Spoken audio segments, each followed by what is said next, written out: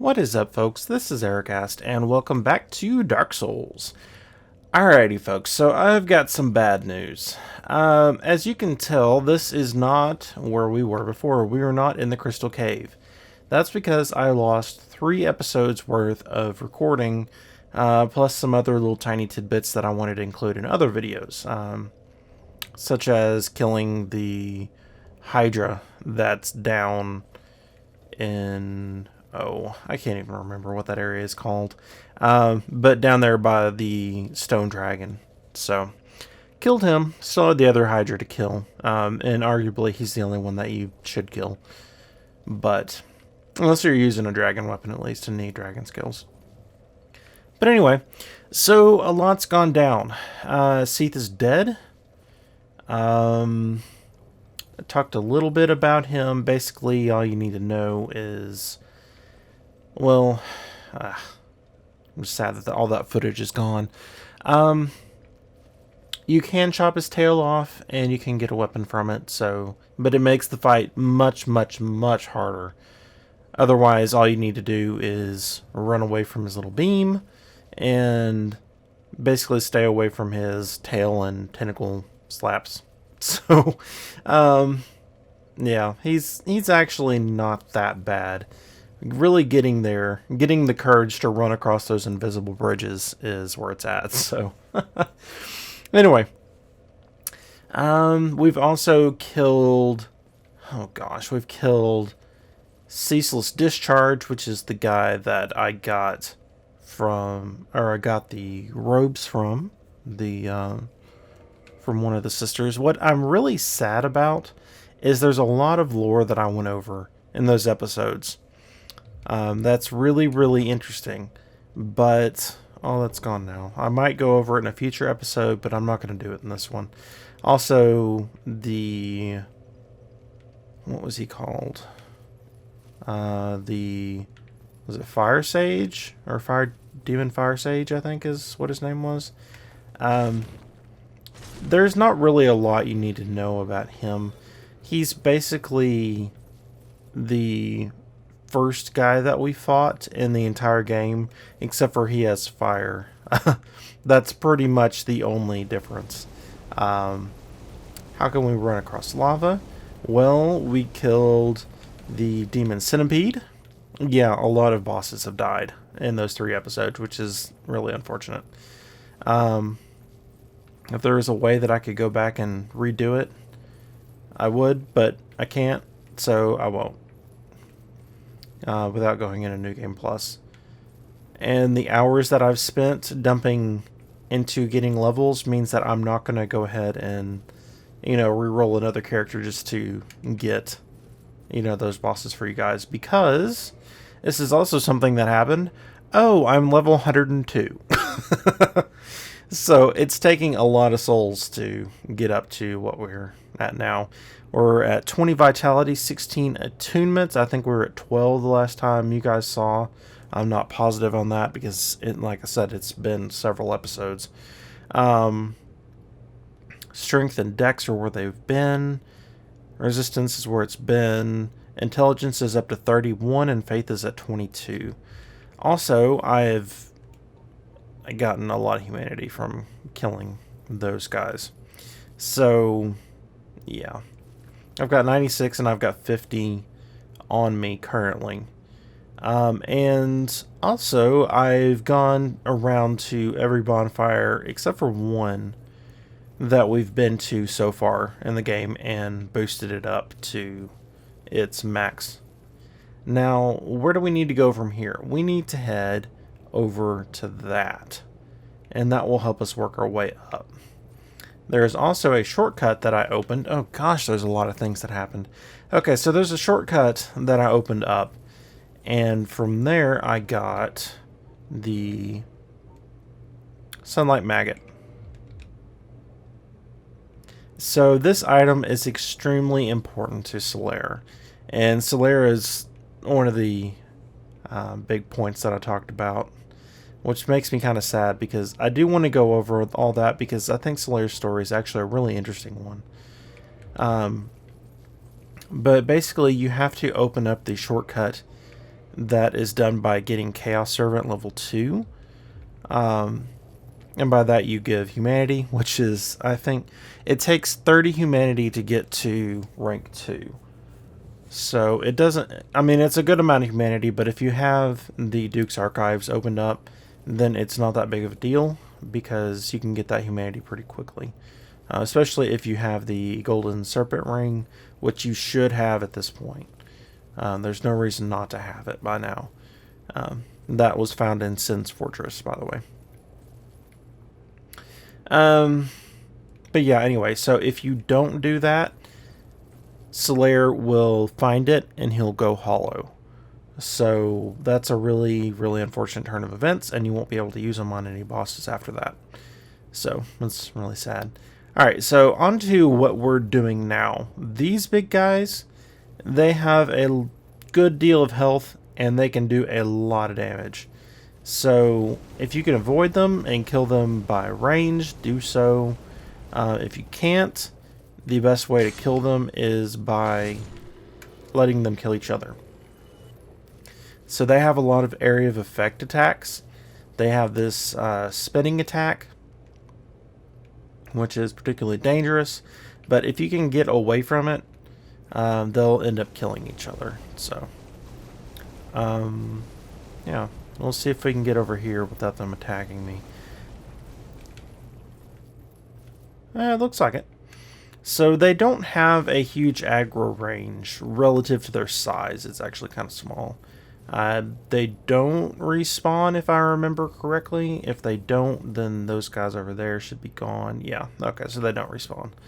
I don't think they drop anything all that useful. They drop 2,000 souls. But beyond that, it's, you know, kind of a wash. So I wouldn't worry about killing them too much. As far as treasures go, there are 2 souls in this area that are, well, they're kind of medium level souls, so they don't give you that many. And there are 2 divine blessings that are over in that corner over there. I personally don't use divine blessings just because they're so expensive. So I'm always just saving them for later. And I end up saving them until the end of the game because, you know, well, there might be a situation where I need them. What divine blessings do is they give you, I think they'll heal you to full no matter what. And they cleanse any debuffs that you've got on you. So they're really, really nice. But I just never use them because they are so nice. Oh, well, somehow that didn't kill him. But yeah, so this area is a mix of these guys, which they're not really all that threatening. I guess they can be if they swarm you, I guess, but there's not really a situation where that happens. They're fairly stun lockable, and they don't take much to kill them. I can kill them in 2 hits even if I have my shield out, so they're not that big of a deal. I mean, I've got pretty high stats at the moment, but by this point you kind of should be maxed out in whatever your primary weapon stat is, whether it's magic, whether it's faith, strength, dex, you know, no matter what you're using. The only reason I'm not is because I was silly in doing this build. I mean, I wanted to do it. I knew what it was going to do, but this build doesn't really allow for you maxing stats. I'm working on intellect at the moment, but it's gonna be a while. I mean, yeah. Because you know, you need at least 20 of each stat, basically, to be able to make this build work. So it's really silly, and that's part of the reason I did it. I mean, this is a really strong weapon, don't get me wrong. And it just gets stronger and stronger the higher level you get. Unlike a lot of weapons that kind of plateau once you hit a certain point, 40 or 50 depending on the stat that you're working on. But at that point the diminishing returns are so strong that it's not really worth putting a lot of stats into, because you can get more benefits in being able to do different things that you couldn't otherwise do. So the benefit of this one is that it's got a DDCC upgrade at the moment. I haven't upgraded it to +5 yet. It's still at +4. But you see, even when he hits me, he didn't take off that much health. But anyway, so, by raising your stats, it takes benefit from strength, it takes benefit from dex, from intelligence, and from faith. So while the modifiers aren't extremely high, you can get a point where you're getting modifiers from so many different stats that, it's a strong sword to begin with, but once it's upgraded by so many different stats, it's doing pretty well as far as damage goes. But yeah, so let's go ahead and head over here and get this. Hopefully I don't have a guy coming behind me. Nope. Okay. So there's a lot of little areas in this that are worth going into. I'm skipping one of them at the moment. This guy, if I remember right, you kind of want to kill him from ranged if you can. Yeah, he's not going to let me. Oh, actually, yeah, he will, but I'll go ahead and fight him in melee just so you can see. Oh, I should, yeah, not have that. Basically, don't get hit by him because you just have a bad day. Alright, so if we run up here, there's a few different ways that you can go from here. It's actually kind of pretty. If we go up here, well, that outfit looks familiar, doesn't it?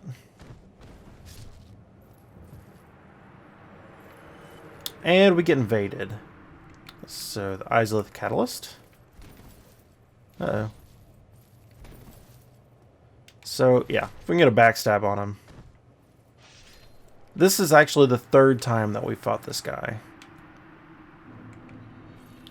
Humanity acquired, as if I needed more. I'm probably just going to lose it down there. I mean, this is the boss. This is the Bed of Chaos. And, oh, that's another unfortunate thing that we lost. Ah, crap. It's just constantly one thing after another after another. Alright, so... How do I want to talk about this? Because he's actually moving. So we bought all of these sorceries or pyromancies from Quilana, who was the sister to Quilag and the daughter of the first pyromancer. And she told us about her sisters and her mother. And basically what happened was that they were consumed by the flame that they produced. And when that happened, the Bed of Chaos was created, and basically they're down there and being tortured for all of eternity. So the two sisters that we've actually, 3 sisters, or 4 sisters now. The fourth was the one that we just killed. The third was Quilana. The second was the girl, the firekeeper that has no name. She's the spider that is the Covenant Master, I don't know, of the Chaos Servant Covenant. She's the white spider lady. And the good one. So she was the second, and the first was Quilag, with the boss that we killed. Oh gosh. But yeah, so she wants us to free her sisters and her mother, who are still trapped in the Bed of Chaos. And that is what we shall do. I'm trying to think of how I want to go from here. There's a bonfire around here somewhere. I just can't remember where it is. Or if I'm remembering correctly at all. And I don't think I am, actually. I think that the 2 that we've already found are the ones that we can go to. You guys haven't seen the other bonfire, unfortunately, but I imagine I will show it to you because I'm probably going to die. And I may just end up going back there and spending my souls because I have 100,000 souls at the moment. And you're dead too. I'm not gonna drop nothing. Let's pick this up. A ring of sacrifice. Nice. I bought a lot of rings of sacrifice as well. I've got like 15, I think. So I can use those. That's what I'm thinking about doing. Don't know, though. I'm trying to think of everything that I haven't told you guys in the version of reality that says that you guys haven't seen the last three videos. If you want to farm the Twinkling Titanite for armor such as the set that I'm wearing, or the weapons that use it, you can, after you kill Seath, there is a bonfire that spawns there right in the middle of the room. If you go ahead and kill that, or if you go ahead and use that as your base, you can farm those clam creatures. So yeah, we've got a lot of rings of sacrifice. Okay, maybe not 15. I guess I didn't spend all my souls on it. Yeah, let's go die. And the reason I say that is because it's been forever since I fought this boss. And honestly, fighting this boss when you know what you're doing is hard enough. So fighting the boss when you don't know what you're doing, well, I'm gonna die. Plain and simple. Alright. So we need to work our way around the edges. And let's have our shield out. I don't know if that's going to do any good. Because what she'll do, or it'll do, I guess, there is no gender to the thing. Considering it's born of fire and chaos. Yeah, shield up. Good. I need to work my way in here.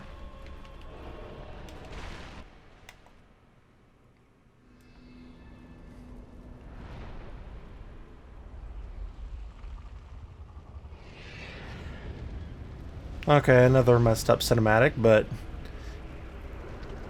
you guys get the idea.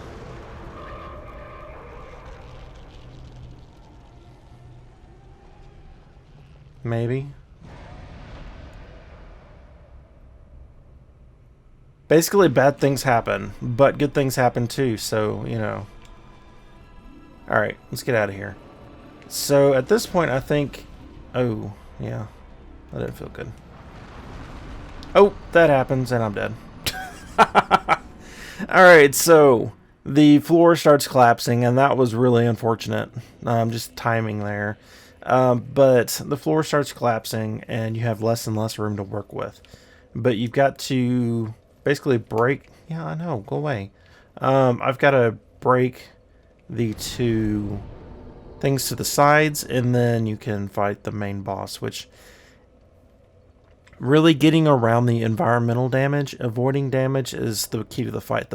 The damage that you need to do is negligible. If you think Demon Soul's the final boss, kind of that sort of damage, if you know what I'm talking about. Alright, so I will let you guys know when I'm back over there, and then we'll proceed. Alrighty, so we found Solaire here. Was it all a lie? Have I done this all for nothing? Oh, my dear son. What now? What should I do? My son. My dear, dear son. So he will appear here, and this is where we got the Sunlight Maggot from. He is one of these guys, except for he had red glowing eyes. And yeah, that's where you'll find him. There's a boss that's right up there. That would be the Demon Fire Sage. That's up there. There's a fog door. But yeah, this is past this gateway right here. This archway had a door that was down, and this is the secret passage or the shortcut that is opened up when you get Chaos Servant level 2. So, just in case you're curious, that is what happens, and it's going to be one of these little guys. If you want Solaire to live, that is the way to do it. Alright, So I will see you at the boss. Okay, folks, so I'm going to show you something really quick. This is actually really interesting because this wasn't here before. So if you kill him in the Knight of Thorns in all of the locations, his body will appear there and you'll get his armor, which is actually kind of cool. Let's go ahead and take a look at it. Let's see what it says. It is fitting item for the murderous Kirk, for by simply wearing it and rolling, one can damage enemies. So it's actually really interesting set. Not my cup of tea, really. If it was in Dark Souls 2, maybe, but I don't really like the rolling mechanic in Dark Souls 1. It just doesn't feel as tight as it does in Dark Souls 2. But yeah, so we will be finding the Dark Wraiths here pretty soon, but that's an interesting little tidbit. I am on my way to go see Quilana because, well, actually I don't have enough souls to upgrade it fully. But the thing about Quilana is that she will disappear as soon as you have defeated the Bed of Chaos, which I almost forgot. So I'm kind of happy we lost to it. But I need to get a bunch more souls and go ahead and upgrade my Pyromancy Flame fully. It is at plus 15 at the moment, so she can ascend it for me. And then from there we will upgrade it. So yeah, I will see you guys in a minute when we're back at the boss. Alrighty folks, so an interesting thing about this fight is that, as you can see, the fight is different because I've already broken the other side. Uh-oh. I think I need to be on the inside, and I've just kind of screwed myself. I just kind of went with what I was doing, but I was thinking I might need to be on the inside, period, and I do. So, that didn't turn out very well. Oh, that's not good. Alright, nope. Okay. I was going to say, can we get over there in the state that things are? And the answer is no. So, run on the inside of the collapsing rocks. Got it. Boy, it's a long way back. Okay, so here we are again, and as you can see, like last time, the floor has failed in the exact same spot that it did. So, I think this is part of the cool part about this fight. Crap. In that, you know, it's persistent, right? So you would imagine if this were real... Oh, come on. You're safe while you're in here, by the way. Again, the graphics are messing up a bit there. It's because this game is not meant to run at the frame rate that it's running at. So, because the frame rate's doubled, well... yeah. Now we're all fiery. And now we need to make it to the middle, which we'll see how interesting that is. As you can see, there's hands. Oh, and I did upgrade my Pyromancy Flame. Oh, crap. I did upgrade it to +5, so we are at the max level. And if you're curious, it takes a total of 340,500 souls to upgrade the Pyromancy Flame completely. That's a lot of souls. Yeah. So as you may have also noticed, I have lost my humanity. And that is because of the annoying Titanite demon that stands between me and the boss. He respawns every time. He has twice the health of the next most powerful Titanite demon, which they go up in health and defense and everything. And my setup really isn't made to... Well, if it were not for Pyromancy, my setup would not be made to fight those things. But with 1 Chaos Storm and 4 Chaos... or Great Chaos Fireballs, I can kill it. If I can get all of them to go off the way that I want them to. So, yeah, I will... Actually, I'll show you the reason he's so difficult. Most of the time, instead I die, it's because I get knocked off. Um, yeah, so he's right there. And the reason I'm showing this is I realize that I haven't actually shown it on camera. This is the shortcut, by the way. The entire shortcut. I've talked about the door a little bit. I'm not going to kill him again because... Oh, I forgot to upgrade my weapon. I wouldn't have the souls anyway to do it, but... So you can actually walk up right behind him, and if you have this set up, all you have to do is cast the Chaos Storm, and then kind of block and roll and stuff until you can actually kill him with the fireballs. But, as you can imagine, he doesn't take kindly to you actually walking up on him. So, let's go ahead and get out of here. It's easy to run past him, though. He's not that big of a problem. Sometimes he'll cast lightning at you, but again, not that big of a deal. We have not gone in there. I will at some point. I'm not really wanting to do it right now, but I kind of wanted to kill this boss first. And then we'll come back and take care of him. Of all the people down there. And there are several different items down there that are worth going after. I'm going to go ahead and switch, since I'm going to do less running now. I'm going to switch to my Black Knight shield. I think that would be prudent.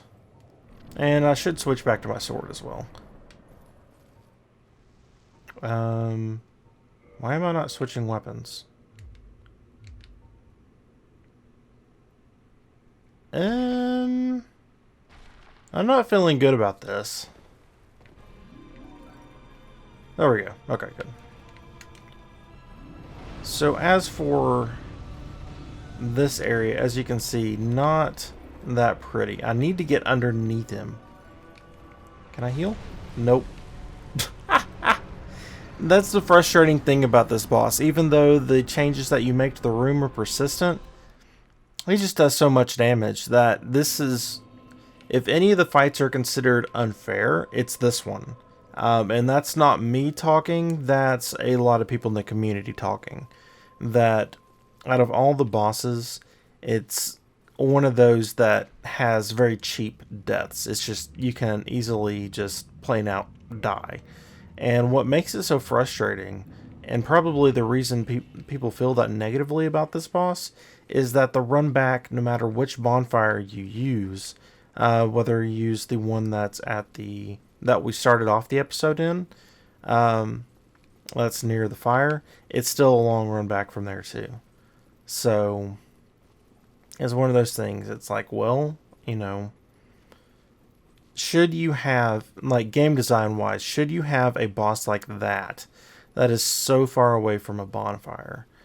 The answer is, in this case, is probably not. There's not a whole lot of reason to, but really, you know, that's up to you decide how you feel about it. I feel fairly negatively about it. Several people in the community feel extremely negatively about it. But as you can imagine, as you go through the new game pluses and do, you know, +1, +2, +3, all the way up to +8, it gets worse. You're going to have more health, but... Oh, great. That was unfortunate. Hopefully I don't get lightning shot at me. Which I think is what just happened. Yep. Wow. Somehow I didn't get hit by that. I have no idea how not. Okay. Apparently it's at the max range. But yeah, anyway, so... we're at the boss. Might as well just stick with it. And if I die again, then I will just cut to me killing the boss, because... Yeah, in the past this has been not the easiest to take down. So... It's not that it's difficult to do certain, you know, damaging attacks to it. It's just that, well, you saw. Can I maybe switch this out for that one? Ideally, I'd have both of them, but I think the flame resist might be more helpful. It was interesting, have fire going around there.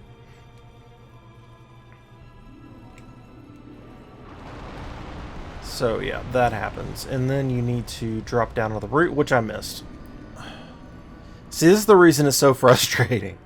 It's just, okay, gotta run back again. Yay.